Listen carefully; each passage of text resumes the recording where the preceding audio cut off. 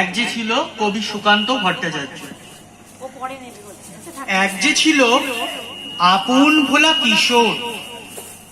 School তার ভালো লাগতো না, সহ্য হতো না পড়াশোনার ঝামেলা।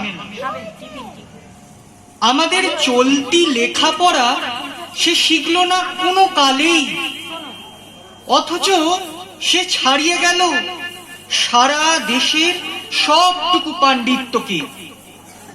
কেমন করে সে প্রশ্ন আমাকে করো না।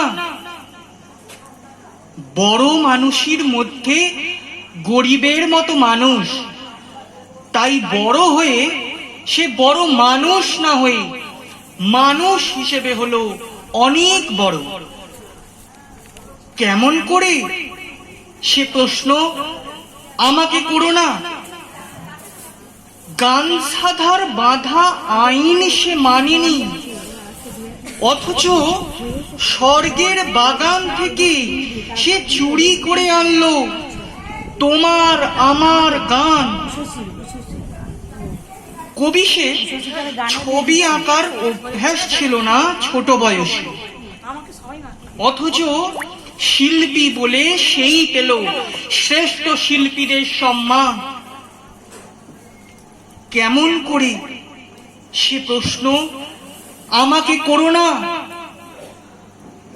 মানুষ হলো না বলে যে ছিল তার দিদির আক্ষেপের বিষয়।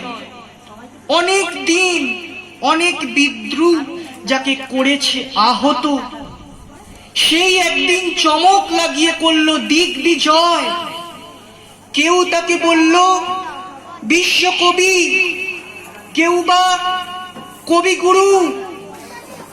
উত্তর দক্ষিণ পূর্ব পশ্চিম চার দিক করল প্রণাম।